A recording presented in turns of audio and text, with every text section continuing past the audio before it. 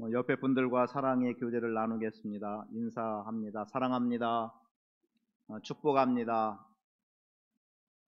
만나서 반갑습니다. 마스크를 착용하고 있어서 불편은 합니다만 오늘 예배가 여러분 삶 속에 새로운 기회, 또 헌신의 결단이 있는 귀한 역사가 있는 그러한 날 되기를 원합니다. 영적인 위기는 총체적인 위기를 가져옵니다.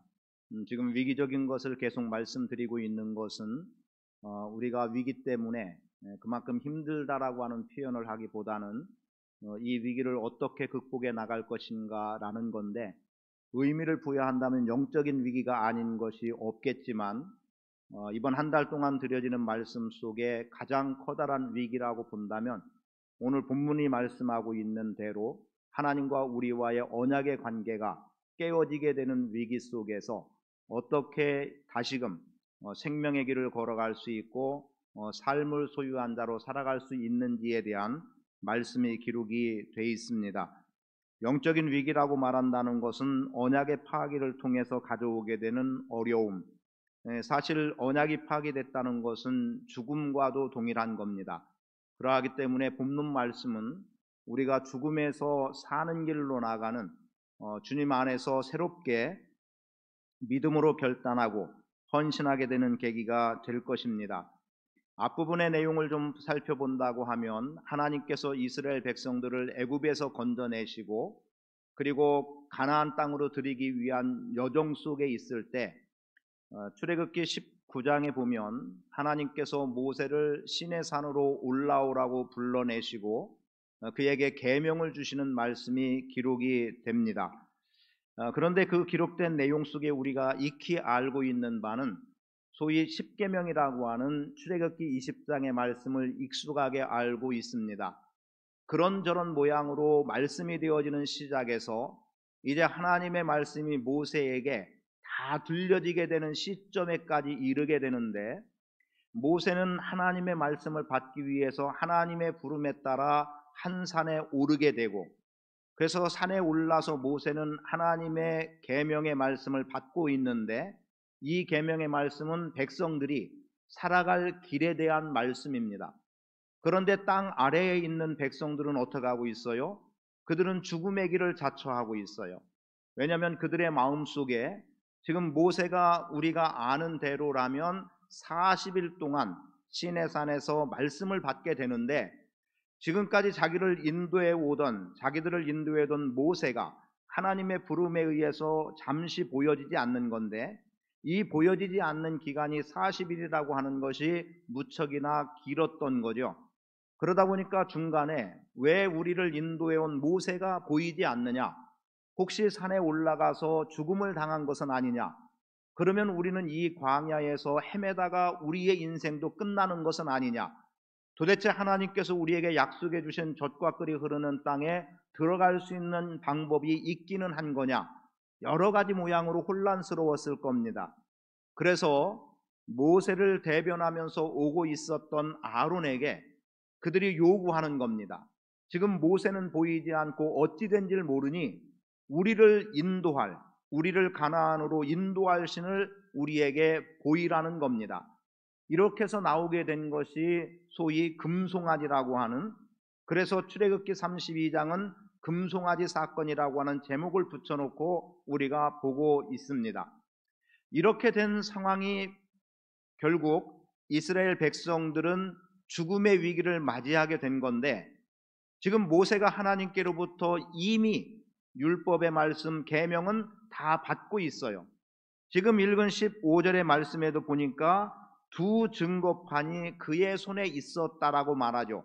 앞면과 뒷면에 다 새겨진 말씀이 있었는데, 이렇게 새겨진 말씀이 모세의 손에 들려졌다는 것은 하나님과 이스라엘 백성 간의 계약이 온전하게 맺어졌다는 의미가 되는 거예요. 그러면 이대로 지켜 행하기만 한다면 이스라엘 백성들은 가나안 땅에 안전하게 들어가는 것은 물론이거니와 거기에서 하나님을 섬기면서 하나님께서 이미 약속해 주신 대로 너희가 짓지 않은 집에서 살게 될 것이고, 그리고 너희가 심지 않은 과실의 나무를 먹을 것이고, 이렇게 되어지는 일련의 하나님이 예비하신 복을 누리며 살아가게 돼 있었던 겁니다. 그런데 지금 하나님께서 모세에게 돌판을 들려주는 그 시점이라고 봐도 좋을 건데, 하나님께서 땅 아래, 즉 산 아래에 있었던 백성들이 지금 어떠한 행위를 하고 있는지를 알고 계신 거예요. 그래서 7절에서는 뭐라고 말씀하고 있냐면, 그들은 부패한 백성이라고 말하고 있고, 하나님께서 부패한 백성들과 실상 어찌 보면 언약을 맺어서 그 부패에서 떠나서 살 길을 주고자 하는 거예요.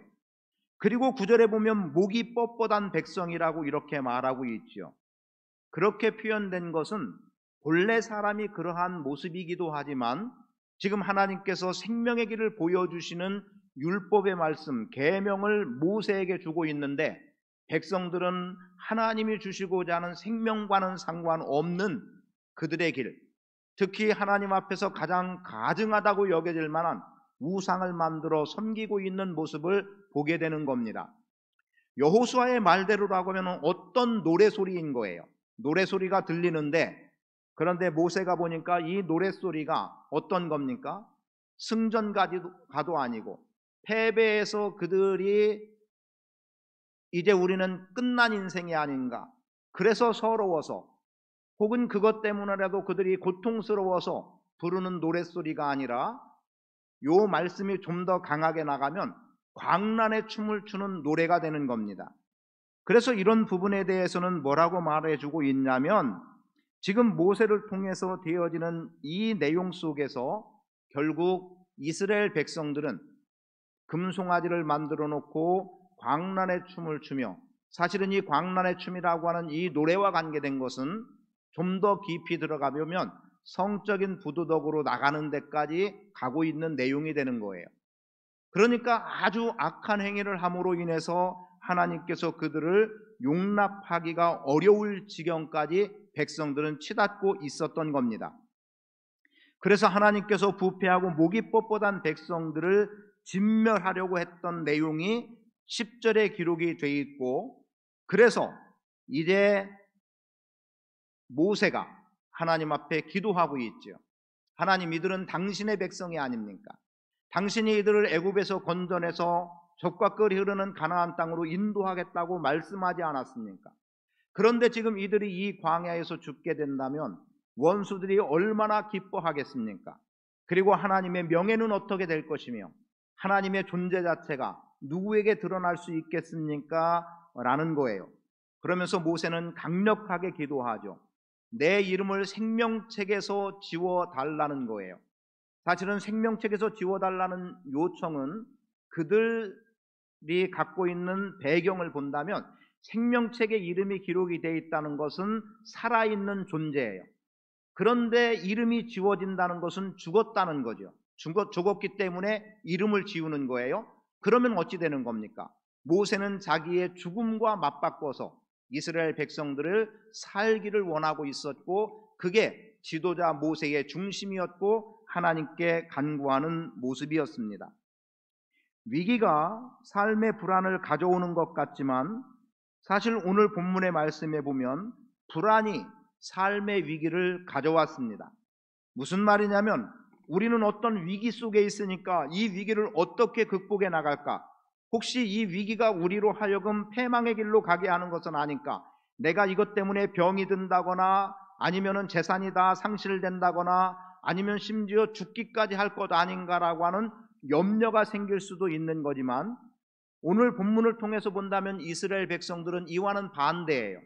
무슨 말이냐면, 이들에게 불안이 생겼기 때문에 우리를 인도할 신을 만들어 달라고 하고 있어요. 그들 속에 일어나는 불안이 위기를 자초했다는 거죠.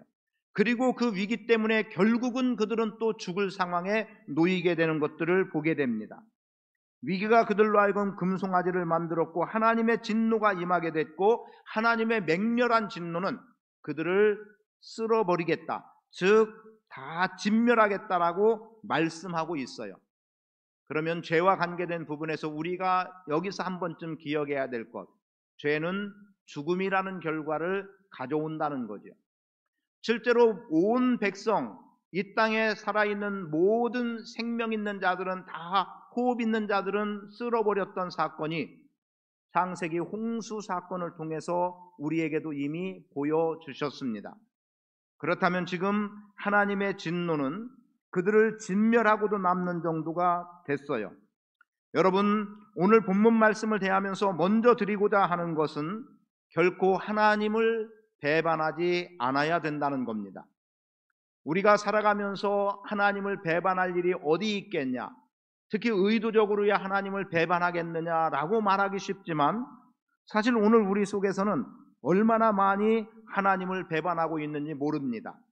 앞에서 이미 말씀드린 대로 모세는 지금 산에 올라가서 생명의 말씀을 받고 있는데 백성들은 이 땅에서 우상을 섬겨나가면서 죽음의 길을 선택하고 있다는 거죠. 여러분, 산 아래서는 범죄가 일어났고 죽음을 자초했고 살아보겠다고 그들은 행하고 있는데 오히려 죽음이라고 하는 결과를 가져오고 있어요. 오늘 우리가 살아가면서 오직 주 여호와 하나님이라고 부르고 있음에도 불구하고 하나님이 아니어도 된다는 생각 속에 살아가는 일들이 너무나도 많이 있는 것들을 보게 되고, 그리고 지금 계속해서 말씀드리고 있습니다만 타협하는 일들이 얼마나 많이 우리 주변에서 일어나고 있는지 모릅니다.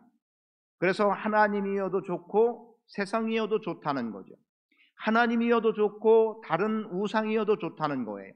이것이 오늘 우리 속에 점점 계속해서 가까이 들어와서 믿음으로 산다는 사람들조차도 하나님과 상관없는 삶의 모습들이 너무나 많이 드러나고 있습니다.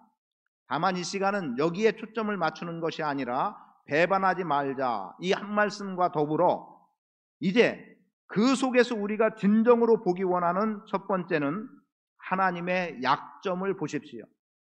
약점이라고 해서 오해하시면 안 됩니다. 사실은 하나님의 약점이 우리를 살렸어요. 무슨 말이냐면 하나님은 당신의 백성에 대한 사랑이 풍성하다는 거예요.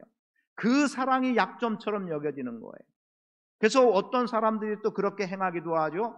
하나님은 우리를 사랑하셔서 언제고 용서하시는 분, 그러니까 지금 이런 정도의 죄도 괜찮지 않을까라고 또 그릇되이 행하는 사람들이 있기도 합니다만, 하나님은 당신의 백성에 대한 풍성한 사랑이 있음으로 인해서 그것이 오히려 하나님의 약점처럼 보여지는 것이 오늘 우리에게는 삶의 길로 나가는 기회가 된다는 거죠.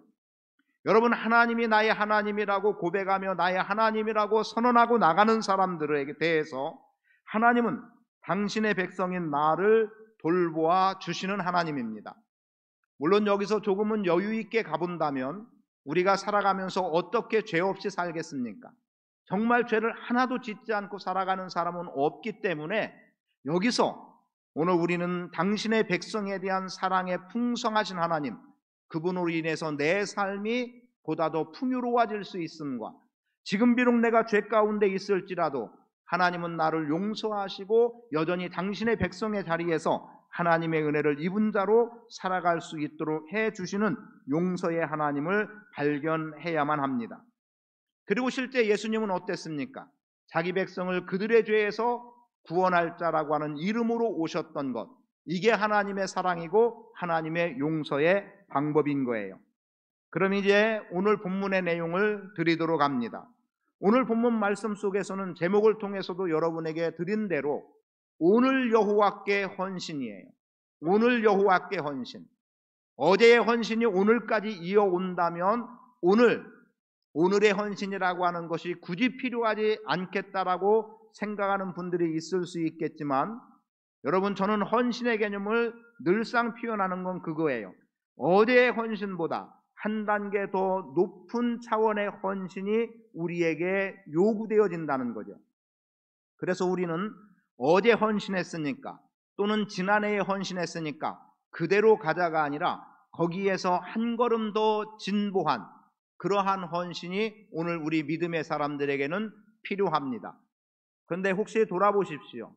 내가 지난해에 헌신했던 것, 그 헌신의 모습으로 지나온 1년을 잘 살아왔고 헌신하며 왔는가? 또는 돌아보면서 내가 지난해 시작하면서 하나님 앞에 이렇게 살겠노라고 믿음의 결단을 하고 헌신해 왔는데 그런데 사실은 우리에게 예기치 않았던 코로나19라고 하는 이 상황이 우리의 헌신의 길을 가로막았던 것은 분명히 있습니다.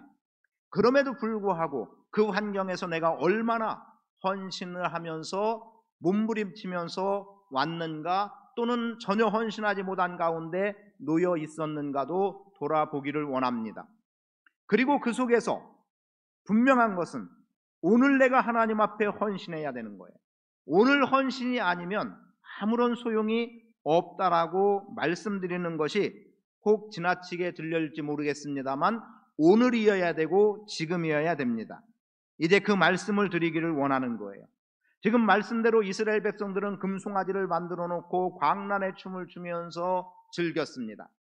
더군다나 내일은 여호와의 성일이라고 그렇게 말하면서 지금 금송아지를 만들어 놓고 아론은 내일이 여호와의 성일이니 기쁘고 즐겁게 춤추고 먹고 마시고, 그리고 되는 대로, 말 그대로 되는 대로, 마음 쏠리는 대로, 육체가 원하는 대로 한번 살아보자고, 성경이 그렇게까지 표현하고 있지 않지만 그 길을 열어 놓았던 겁니다.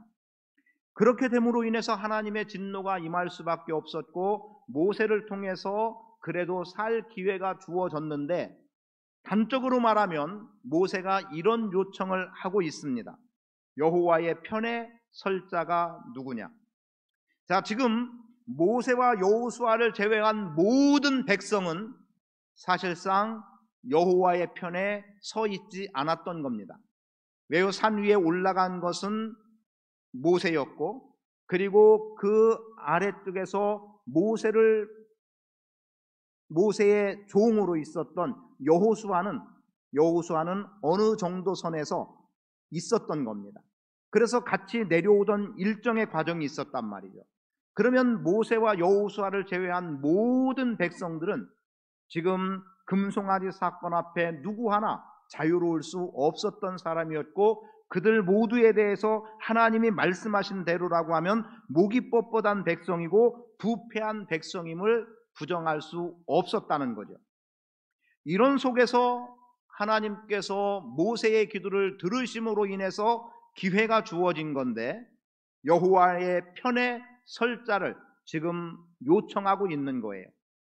여기서 잠시 한번 생각해 보기 원합니다. 자, 모든 사람이 죄를 지었습니다. 하나님께서 심판을 선언하시고 판사가 되어서 판결하신다고 할 때 우리는 죄를 짓고 판사의 판결을 받을 때 어떻습니까? 어떤 사람은 몇 년인데, 그런데 어떻게 해요? 몇 년의 형 집행을 유예해 주는 기간이 있어요. 즉시 구속이 되는 사람들이 있기도 하지만 구속까지는 시키지 않고, 예를 들면 2년형을 판결하면서 2년 5개월의 유예기간을 둔다. 그래서 실제로 구속받을 그 기간보다 조금 더 많은 기간을 유예기간으로 둡니다. 그러면 그 말은 뭐예요? 요 유예기간으로 둔 기간 동안에 내가 동일한 죄를 짓지 않는다면 요 부분에 대해서는 묻지 않겠다는 거예요.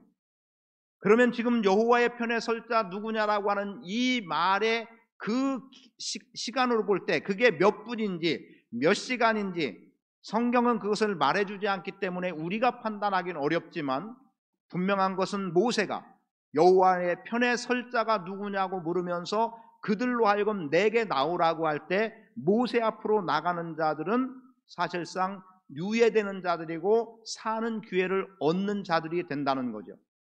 그런데 그 유예의 시간을 주고 있음에도 불구하고, 형 집행의 유예기간을 주고 있음에도 불구하고 그 유예기간을 받아들이지 않고 또 죄 가운데 있다거나 그 돌아올 기회를 저버린다고 한다면 생명의 길을 얻을 수 없는 겁니다. 그래서 지금 말씀드리는 거예요. 레위 지파들이 그 앞에 나간 거예요. 여호와의 편에 설 자 누구냐라고 했더니 레위 지파가 나왔다는 거예요. 그리고 모세는 그들에게 말합니다. 너희가 칼을 가지고 형제 자매들, 부모 자식들을 죽이라는 거예요. 우리 편에서 보면 끔찍한 사건입니다. 그러나 이것으로 인해서 3,000명의 사람들이 죽임을 당했어요.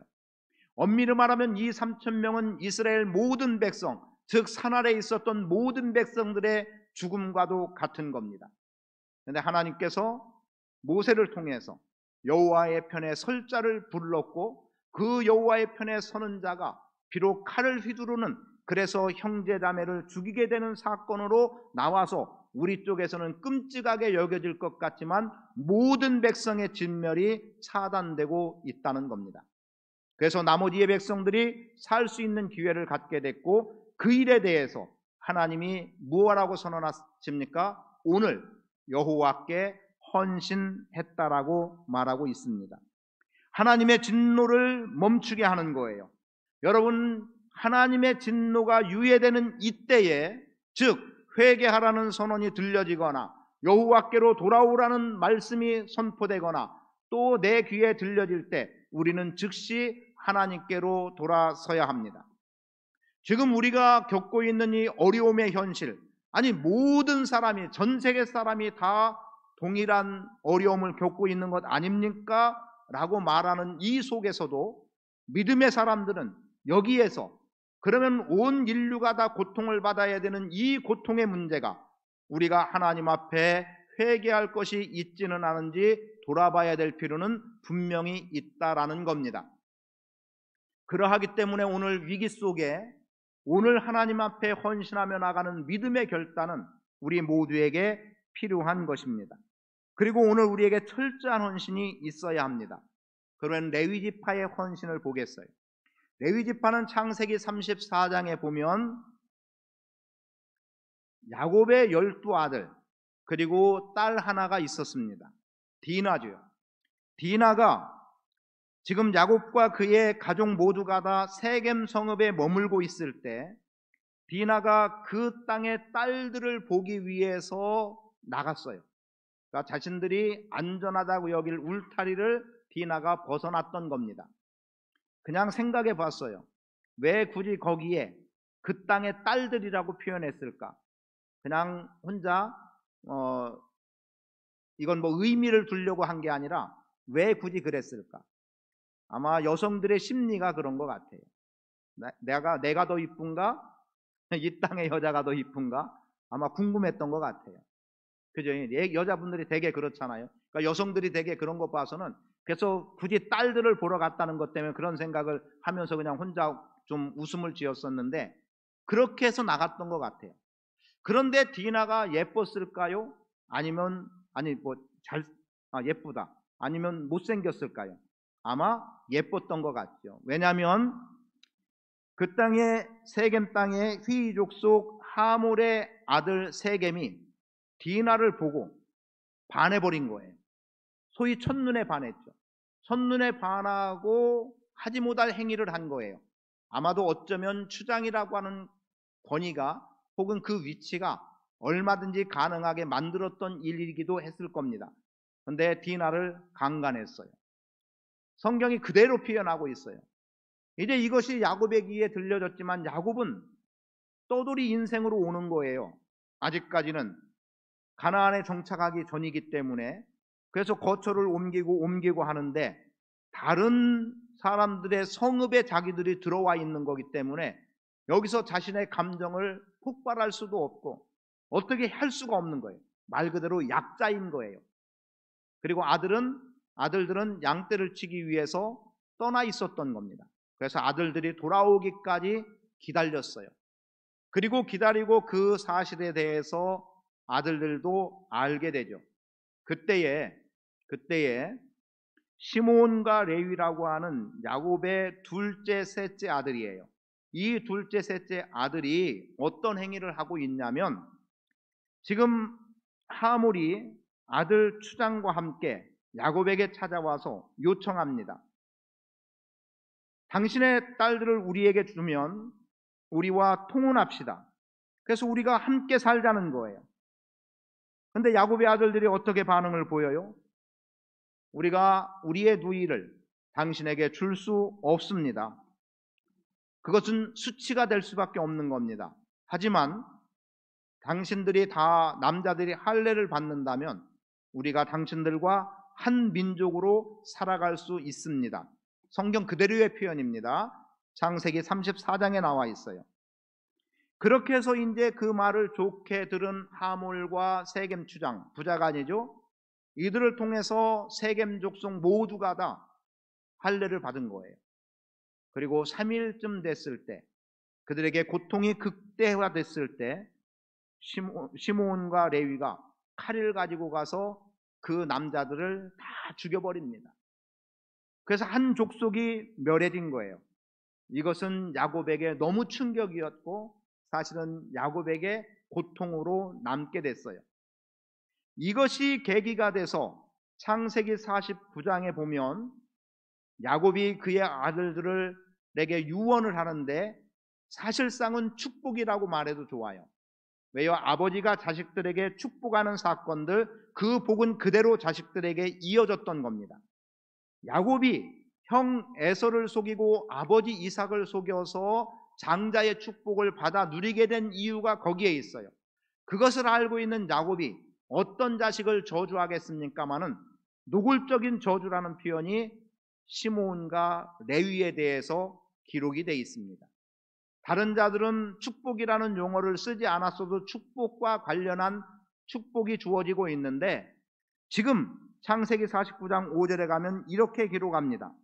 시므온과 레위는 형제요 그들의 칼은 폭력의 도구로다. 내 호나 그들의 모의에 상관하지 말지어다. 내 영광아 그들의 집회에 참여하지 말지어다. 그들이 그들의 분노대로 사람을 죽이고 그들의 혈기대로 소의 발목 힘줄을 끊었음이로다. 그 노여움이 혹독하니 저주를 받을 것이요 분기가 맹렬하니 저주를 받을 것이라. 내가 그들을 야곱 중에서 나누며 이스라엘 중에서 흩으리로다. 그래서 시므온과 레위는 말 그대로 그들의 칼이 폭력의 도구로 쓰였기 때문에 분노대로 사람을 죽이고 혈기대로 강한 자들을 죽였기 때문에 그 노여움의 혹독함이 그들에게 있을 것이다, 저주를 받을 것이다 라고 선언하고 있음을 보게 됩니다. 그러면서 그들은 흩어지겠다는 거예요. 흩어지겠다. 그런데 이런 저주를 받았던 레위 지파가 여러분 어떤 자리에 서게 됩니까? 이들은 하나님을 제사하는 제사의 직무를 감당하는 아론이 레위 지파에서 나왔고, 그리고 아론의 아들들에 의해서 어떤 일이 일어나요? 출애굽 당시에 광야 생활할 때는 성막을 옮기고 이동하고 또 성막 안에서 제사의 직무를 하는 모든 일들을 아론의 자손들을 통해서, 즉 레위 지파를 통해서 그 일이 이루어지고 있는 거예요. 그냥 오늘날로 말하면 저주받아서 죽을 사람이 목사가 됐다, 이런 표현하면, 단적으로 표현하면 될까요? 그런 거예요. 그러니까 그냥 하나님의 백성이라고 하는 자리에서 어디로 나간 거예요? 하나님의 일을 감당하는 자리로 나갔던 겁니다. 그러면 잘 보세요. 그들은 나누어지고 흩어짐을 면하지 못할 것이라고 표현된 대로 사실은 가나안 땅에 들어가서 인구 조사를 했을 때 시므온 지파는 반밖에 남지 않아요, 숫자가. 그리고 그들은 실제로 한 곳에, 그들이 한 자리에 모여서 살지를 못하고 나누어지게 됩니다. 그러면 레위 지파도 그대로 돼야 되잖아요. 근데 레위 지파는 어떻게 되냐면 이들도 다 흩어지는 것은 분명해요.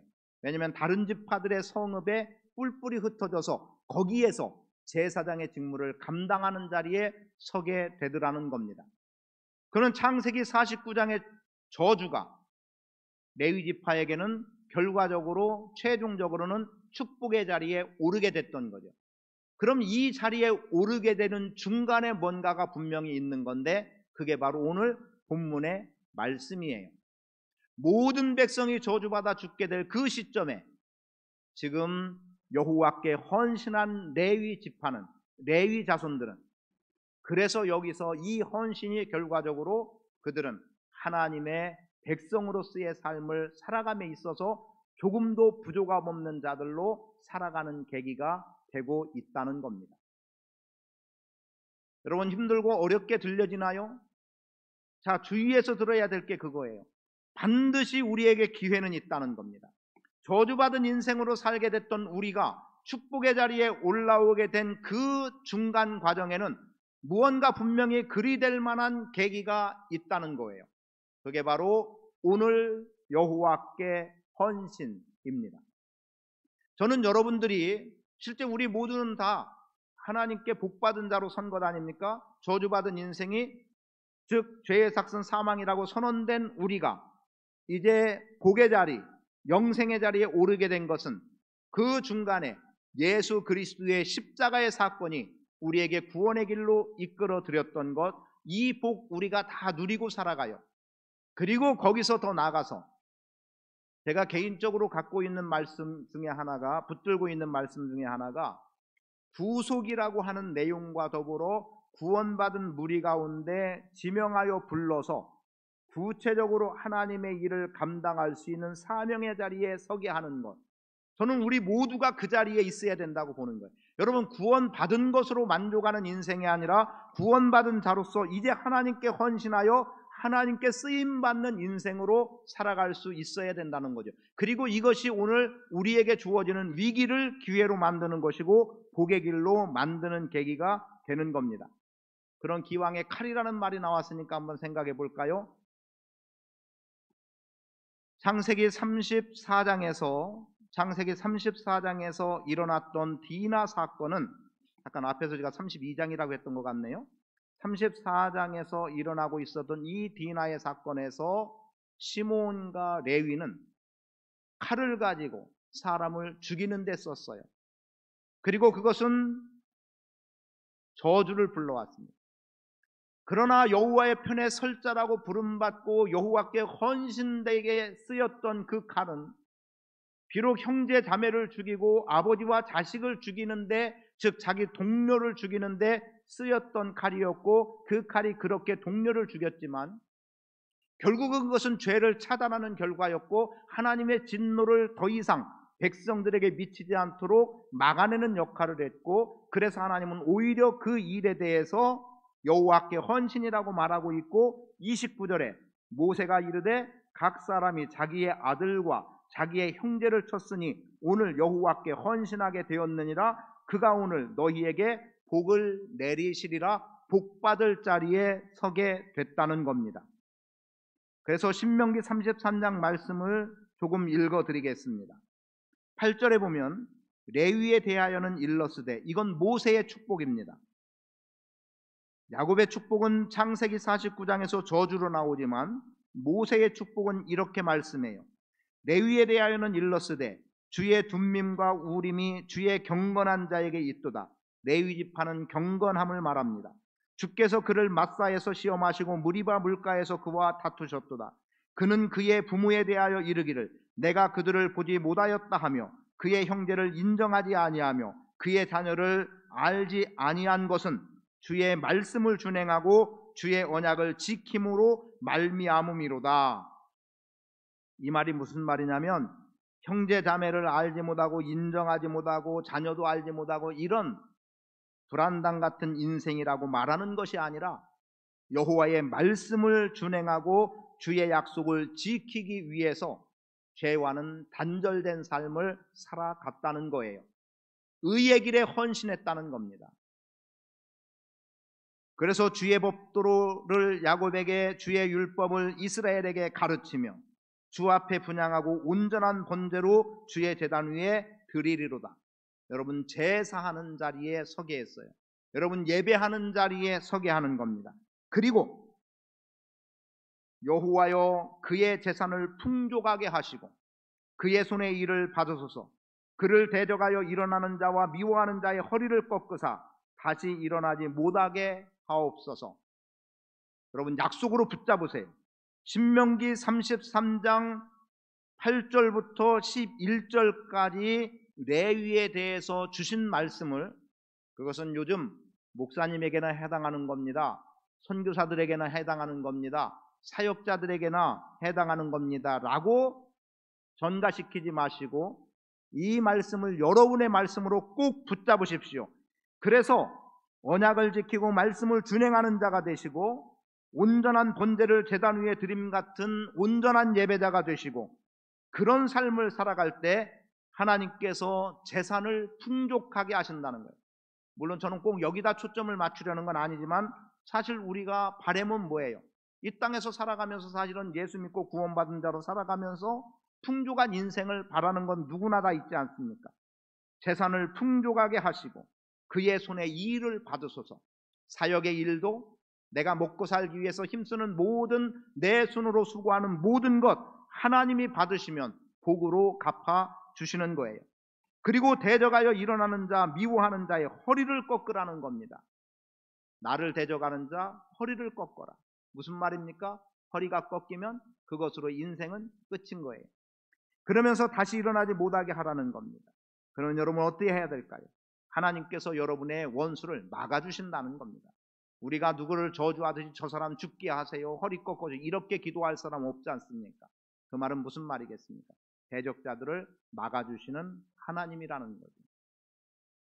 그래서 여러분들이 하나님 앞에 오늘 헌신하신다면 이 오늘의 헌신이 여러분의 인생에 말씀을 준행하는 것이 될 것이고 온전한 번제로 예배하는 자가 될 것이고 여러분의 재산의 풍족함과 행하는 모든 범사의 형통함과 강건한 은혜를 누릴 수 있는 기회가 주어지리라고 믿습니다. 지금 PPT 하나만 띄워주세요. 표어 제시한 것. 오늘 여러분에게 헌신을 말씀을 드립니다. 여러분 헌신하십시오. 어떤 모양, 어떤 자세로, 어떤 위치에라도 여러분들이 꼭 헌신하는 기회를 가지셔서 신명기 33장 8절부터 11절까지에 나와 있는 레위 지파에 대한 모세의 축복이 여러분의 복이 되도록 꼭 붙잡고 나갈 수 있기를 원합니다. 사람들이 보는 판단에는 이거 사람을 죽이는 건데 이것을 헌신이라고 말해? 라고 볼 수 있지만 하나님이 보시는 관점은 분명히 다른 거예요. 죄는 척결하기를 원하고 계시고 하나님 앞에 의로운 자로 서기를 원하시고 백성들로 하여금 의의 길로 가도록 만드는 그들을 복이 있다고 말씀하고 있고 그들에 대해서 축복의 사람으로 말씀하십니다. 같이 한번 읽어봅니다. 시작. 성령이 이끄시는 교회. 자, 금년 한 해 동안 여러분의 인생을 성령이 이끌어 가시도록 힘쓰십시오. 성령이 여러분의 인생을 다스려 주실 것입니다. 그러면서 무엇에 헌신하기 원하냐? 시작. 영적 리더가 되자. 선교적 사명을 다하자. 다음 세대를 세우자. 여러분 영적인 리더가 되시기를 바랍니다. 설명력은 길게 드리려고 하는 게 아니에요. 그리고 선교의 일은 마땅히 교회가 감당할 일입니다. 감당해 나가셔야 되고 다음 세대를 세우는 일 대단히 중요한 일이고 그것은 곧 교회의 미래가 됩니다.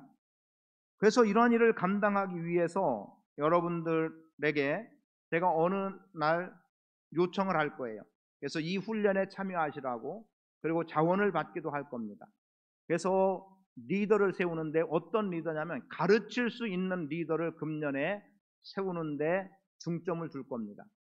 그리고 거기에 맞춰서 구역 인도자가 됐든 교사가 됐든 또 다른 직무를 감당해 나가는 어떤 모양에서든 여러분 중에서 말씀을 가르치고 전할 사람들을 만들어서 다음 세대를 일으키는 주역을 세워나갈 수 있도록 여러분들이 힘써 헌신하는 그러한 기회를 갖기를 바랍니다. 그래야 한다면 우리 교회가 지금 다 코로나로 인해서 위기라고 여기고 제가 지금도 가장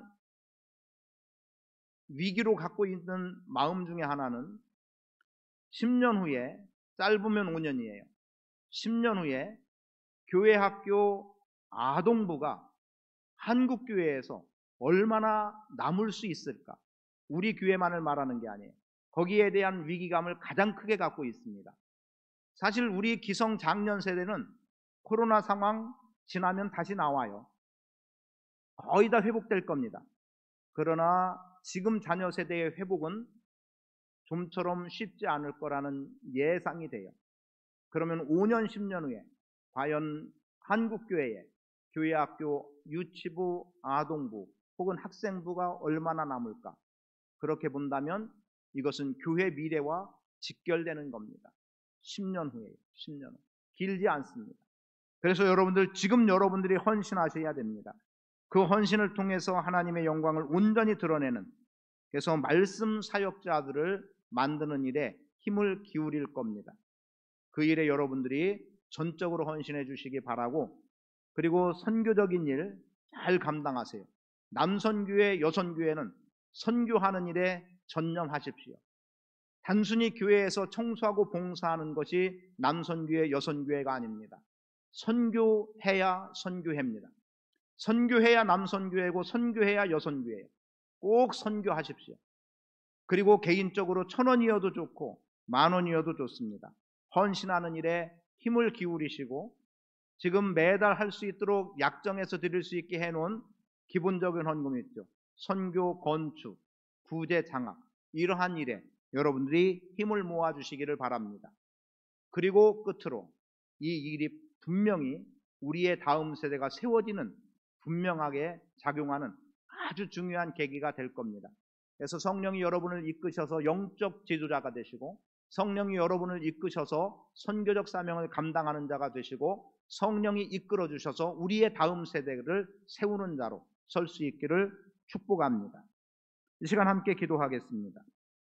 하나님, 오늘 내가 주님 앞에 헌신합니다. 이 일에 헌신합니다. 여러분 각자의 헌신할 내용을 하나님 앞에 헌신하기 바라고, 매일 성경 5분 읽는 것, 그리고 다음 주부터 다시 말씀 선포할 것 나눠드릴 겁니다.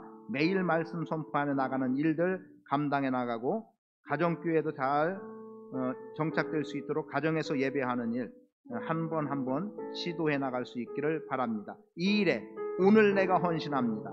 헌신하겠습니다. 아버지 하나님 고맙습니다.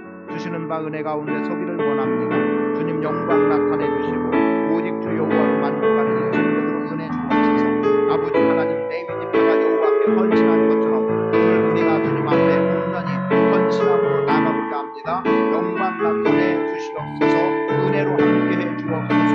오직 주만 하나님 되게 하시옵소서. 아버지 하나님, 저주의 인생이 축복의 인생이 복을 끼치는 인생으로 그렇게 살아가는 자들 되기 원하오니 우리를 그렇게 살게 주옵소서. 오늘 헌신합니다. 가족 예배에 헌신합니다. 말씀 읽는 일에 헌신합니다. 영적 리더로 헌신합니다. 다음 세대를 세우는 자로 헌신합니다. 아버지, 선교에 헌신합니다. 우리를 그렇게 받아 주시옵소서. 금년 한 해 동안 성령이 이끌어가는 교회 되게 하옵소서. 아버지 하나님께서 은혜 주셔서 금년 한 해 동안 성령이 우리 교회와 성도 개개인의 삶을 이끌어 주셔서 영적 지도자로 세워주시고, 선교적 사명을 감당하는 자로 세워주시고, 다음 세대를 세우는 자로 세워주셔서 아버지 하나님 나라가 더욱더 확장되고 부흥하는 역사가 일어나게 하시옵소서. 위기는 기회로 다가온다고 했습니다. 영적 위기, 죽음의 위기에서 오늘 헌신하는 자들을 통해서 생명의 길을 보여주셨고, 그들에게 율법의 말씀을 가르치는 자, 또 거룩한 예배자, 또 하나님께서 은혜 주셔서 물질의 풍요로움과 손으로 행하는 범사에 형통함 주심을 약속해 주신 신명기 33장 8절로 11절까지의 말씀을 반드시 성취해 나가는 성도 되도록 은혜로 풍성케 하시옵소서. 예수 그리스도의 이름으로 기도합니다. 아멘.